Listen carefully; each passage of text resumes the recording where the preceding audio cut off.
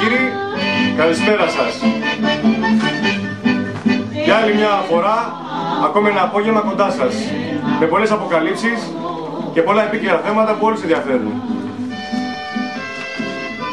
Να καλησπερίσω και τους Έλληνες της επαρχίας, τους Έλληνες όλης της Ελλάδος, καθώς και τους Έλληνες που είναι μακριά από μας. Γεια σας μωρέ Ελληνάρες εκεί έξω, στη Γερμανία. Σήμερα είναι και ο αγώνας με την Τουρκία, όπως όλοι ξέρετε. Ας κερδίσουν τα παλικάρια μας, τους ευχόμαστε τα καλύτερα, γιατί για μας είναι ήρωες κι αυτοί. Και όποιος νομίζει μόνο ότι οι Έλληνες δεν έχουν ήρωες, είναι γελασμένος. Οι Έλληνες πάντα είχαν και θα έχουν ήρωες, σύγχρονους ήρωες. Ας ξεκινήσουμε όμως με τις αποκαλύψεις μας. Έχουμε σήμερα μαζί μας ένα έγγραφο που μόλις ήρθε από την NASA, το οποίο περιγράφει, ναι καλά θα ακούσετε, για το μυστικό όπλο του κυρίου Γκιόλμπα, το οποίο δεν μπόρεσε φυσικά να τελειώσει, δεν το χρηματοδοτούσαν σκόπιμα και πέθανε χωρίς να μπορέσει να το τελειοποιήσει. Βέβαια λένε ότι, κάποιοι λένε ότι το τελειώνουν αυτοί που άφησε πίσω του, οι δικοί του ανθρώποι. Ας περάσουμε όμως το έγγραφο αυτό. Λοιπόν, λέει εδώ NASA Corporation Space to the President of the United States. Εδώ είναι το σχετικό κείμενο. Κάνε ένα zoom σε παρακαλώ. Βλέπετε εδώ. Υπογραφή ενός Έλληνα. Εδώ πως είναι το έγγραφο που βλέπετε. Θα μου πεις, πού τα ξέρεις όλα αυτά, Λιακόπουλε? Μέλατε. Που τα ξέρω, έχουμε και εμείς τις δικές μας πληροφορίες. Λοιπόν, όπως βλέπετε εδώ, NASA Space to the President of the United States. Mr. President, we have to inform you, κύριε Πρόεδρε, οφείλω να σας πληροφορήσω that the Greek scientist has discovered how to beat the gravity. Κάνε ένα κοντινό εδώ.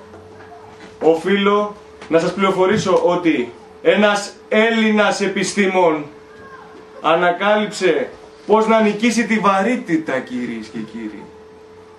Το ακούσατε? Πάμε άλλη μια φορά. Mr. President, we have to inform you, κύριε Πρόεδρε, οφείλω να σας ενημερώσω that the Greek scientist has discovered how to beat the gravity. Ότι ένας Έλληνας επιστήμον ανακάλυψε πώς να νικήσει τη βαρύτητα. Θα μου πείτε, πού τα ξέρεις όλα αυτά, Λιακόπουλε? Και θα σας απαντήσω σε λίγο. Συνεχίζουμε. He has manufactured a spaceship that needs no fuel. Μας περιγράφει εδώ ότι ο επιστήμον αυτός κατασκεύασε ένα διαστημόπλαιο, ένα σκάφος ας πούμε, το οποίο δεν χρειάζεται βενζίνη, δεν χρειάζεται καύσιμο καθόλου. Εδώ συνεχίζει αυτός που το γράφει. We must find him and take his plans. Those Greeks have fucked us. Συνεχίζει και λέει ότι πρέπει να τον βρούμε αμέσως και να του κλέψουμε τα σχέδια. Επίσης λέει ότι αυτοί οι Έλληνες μας έχουν γαμίσει. Φαίνεται δηλαδή ο φόβος τους για τους Έλληνες και τα σχέδιά τους. Γιατί φοβούν τους Έλληνες, κυρίες και κύριοι. Εδώ υπογραφή NASA Director John Παπαδήμας. Υπογραφή του ενός Έλληνα, του Γιάννη Παπαδήμα.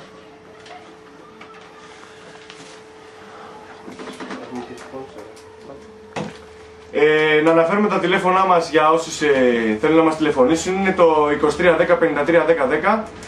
Επαναλαμβάνω, όπως φαίνεται και στην οθόνη μας, 2310 53 10 10, για όσους θέλουν να αφήσουν κάποιο μήνυμά τους.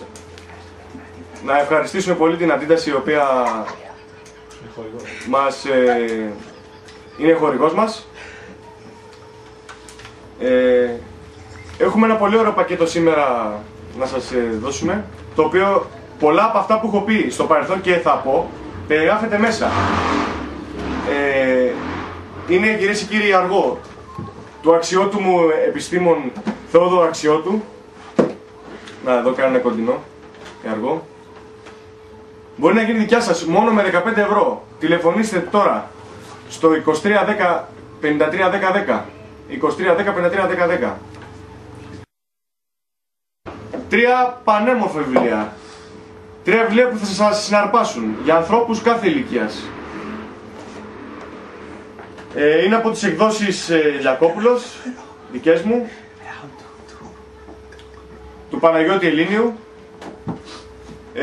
Ο πρώτος τόμος, ο οποίος αναλύει την κοσμογονία, θεογονία, η γη των θεών, γιγαντομαχία, τιτανομαχία, σε όλους μας γνωστή γιγαντομαχία, τιτανομαχία και δημιουργία των 12 θεών, η μάχη θεών και ανθρώπων, ο Έλληνας, ο Διόνυσος, ο Ηρακλής.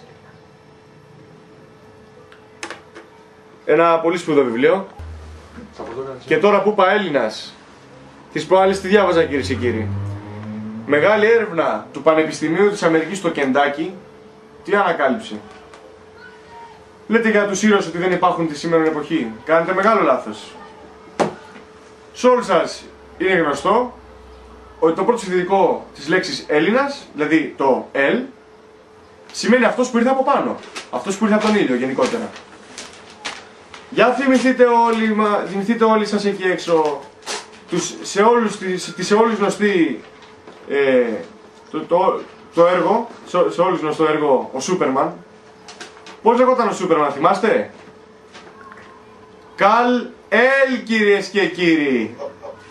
Το πιάσαμε το υπονοούμενο που ήταν και ο κουμπάρος.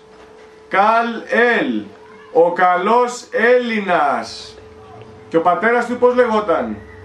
Τζορ-Ελ. Και ξέρετε από πού κατάγονταν? Πλανήτης Κρύπτον, λέει. Ο Κρύπτονας, γειτονικός πλανήτης με το Σύριο, κυρίες και κύριοι, μόλις ένα έτος φωτός μακριά. Θα μου πείτε, είναι όλα αυτά τυχαία? Αυτό το αφήνω σε εσάς, με τις δικές σας γνώσεις. Εγώ απλά σας τα λέω, εσείς μπορείτε να διηθήσετε, να φιλτράρετε αυτά που σας λέω και να βγάλετε τα δικά σας συμπεράσματα και αποτελέσματα. Εγώ δεν σας πειράζω, απλά σας αναφέρω τις διάφορες, πώς σημαίνουν τα πράγματα και σας αφήνω να σκεφτείτε.